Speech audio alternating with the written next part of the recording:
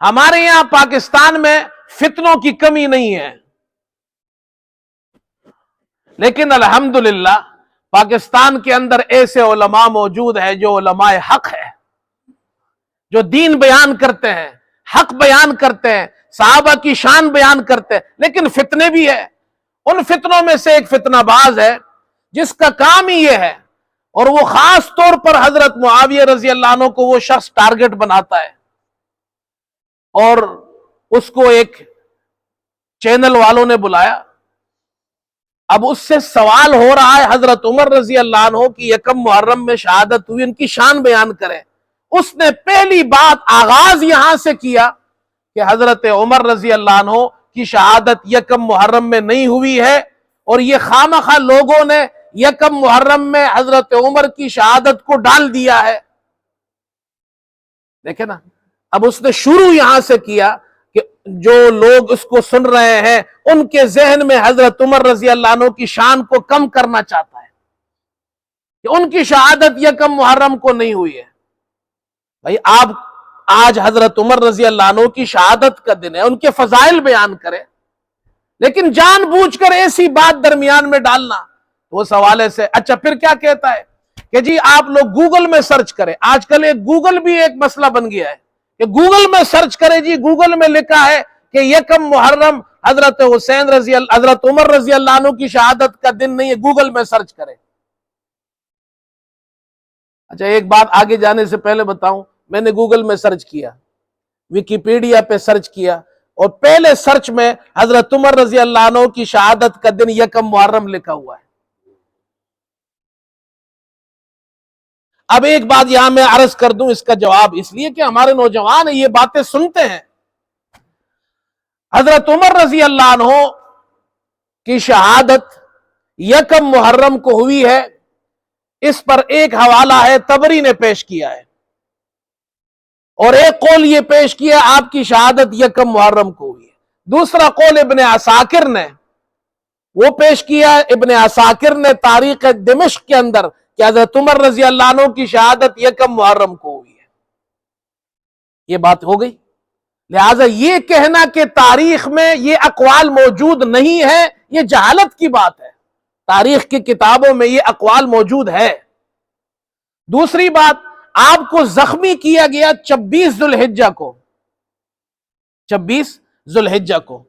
اور آپ کی تدفین یکم محرم کو ہوئی ہے۔ اچھا یہ بات نہیں بیان کرتے آپ کی تدفین یکم محرم کو ہوئی ہے۔ اس پر تو بہت سی کتابیں ہیں۔ امام ذہبی نے سیر و اعلام النبلاء میں وہ فرماتے ہیں حضرت عمر رضی اللہ عنہ کی تدفین یکم محرم کو ہوئی ہے۔ حافظ ابن کثیر البدایہ والنہایہ میں فرماتے ہیں حضرت عمر کی تدفین یکم محرم کو ہوئی ہے۔ ابن خلدون نے تاریخ میں لکھا ہے حضرت عمر کی تدفین یکم محرم کو ہوئی ہے۔ ابن الوردی نے تاریخ میں لکھا ہے کہ آپ کی تدفین یکم محرم کو ہوئی ہے۔ ابن اسیر نے الکامل میں لکھا ہے آپ کی تدفین یکم محرم کو ہوئی ہے۔ تاریخ الخلفاء میں امام سیوطی فرماتے ہیں آپ کی تدفین یکم محرم کو ہوئی ہے۔ یہ کتابیں نظر نہیں آتی۔ میں تو یہ کہتا ہوں جو اقوال ہے تاریخ میں کہ آپ کی شہادت ذوالحجہ کے آخر میں ہوئی ہے، تو میں تو یہ کہتا ہوں حضرت عمر رضی اللہ عنہ وہ ہستی ہے، اللہ تعالیٰ نے آپ کو اشہر حرم، حرمت والے 2 مہینے نصیب فرمائے۔ حرمت والا ایک مہینہ ہے ذوالحجہ، ذوالحجہ بھی حرمت والا مہینہ ہے، محرم بھی حرمت والا مہینہ ہے۔ دونوں کے حرمت والے مہینے میں اور دونوں کے فضیلت، دونوں مہینوں کی فضیلت میں کوئی فرق نہیں ہے۔ محرم کا مہینہ بھی فضیلت والا ہے، ذوالحجہ کا مہینہ بھی فضیلت والا ہے۔ وہ لوگوں کو یہ سمجھاتے ہیں کہ نہیں محرم کا مہینہ صرف فضیلت والا ہے۔ یاد رکھو محرم کے مہینے کو جو فضیلت ملی ہے وہ حضرت حسین رضی اللہ عنہ کی شہادت سے نہیں ملی، نہ حضرت عمر رضی اللہ عنہ کی شہادت سے ملی ہے، نہ ذوالحجہ کے مہینے کو فضیلت ان حضرات کی شہادت سے ملی ہے۔ حضرت عثمان رضی اللہ عنہ ذوالحجہ میں شہید ہوئے، بلکہ یہ حضرات اتنے عظیم ہستیاں ہیں، اللہ نے ان حضرات کو یہ مقام عطا فرمایا کہ ان کو شہادت کے لیے یہ مہینہ عطا فرمایا ہے۔ تو اگر حضرت عمر رضی اللہ عنہ ذوالحجہ میں زخمی ہوئے اور ذوالحجہ کے آخر میں شہید ہو گئے، لیکن تدفین تو آپ کی یکم محرم میں ہوئی ہے، اللہ نے 2 مہینے آپ کو عطا فرمائے، ذوالحجہ والے مہینے میں زخمی ہوئے اور یکم محرم کو شہید ہوئے، یا ذوالحجہ والے مہینے کے اندر زخمی اور شہید ہوئے اور یکم محرم کو تدفین ہوئی، اللہ نے 2 حرمت والے مہینے آپ کو عطا فرمائے۔ اور پھر تدفین کہاں ہوئی ہے یہ بھی دیکھیے۔ حضرت عمر رضی اللہ عنہ وہ عظیم ہستی ہے، یکم محرم کو آپ کی شہادت ہے، یکم محرم کو آپ کی تدفین ہے، یہ اقوال میں نے آپ کے سامنے تفصیل سے ذکر کی ہے۔ تدفین کہاں ہوتی ہے؟ جب حضرت عمر رضی اللہ تعالی عنہ زخمی ہوتے ہیں، اور زخمی کہاں ہوئے ہیں مقام بھی تو دیکھیے۔ کوئی احد کے اندر شہید ہوا، حضرت حمزہ رضی اللہ عنہ احد میں شہید ہوئے، حضرت حسین رضی اللہ عنہ کربلا میں شہید ہوئے، اور حضرت عمر رضی اللہ تعالی عنہ وہ ہستی ہے جن پر حملہ ہوا مسجد نبوی میں، محمد صلی اللہ علیہ وسلم کی مسجد میں، آپ کے مصلی پر نماز کے دوران ابو لولو مجوسی نے وار کر کے زخمی کیا۔ اور اسی حدیث، یہ بخاری میں حدیث ہے، جب آپ گھر تشریف لائے زخمی حالت میں ہے، آپ نے اپنے بیٹے عبداللہ ابن عمر سے فرمایا کہ جاؤ حضرت عائشہ رضی اللہ تعالی عنہا ام المومنین کے پاس جاؤ اور ان سے کہو عمر سلام عرض کرتا ہے، یہ مت کہنا کہ امیر المومنین سلام کہتا ہے، اس لیے کہ اب تو میں فوت ہو رہا ہوں، دنیا سے جا رہا ہوں، اب میں امیر المومنین نہیں ہوں، اب میں عمر ہوں۔ کہا جاؤ ان سے کہنا عمر سلام عرض کرتا ہے، عمر درخواست کرتا ہے اگر آپ کی اجازت ہو تو میں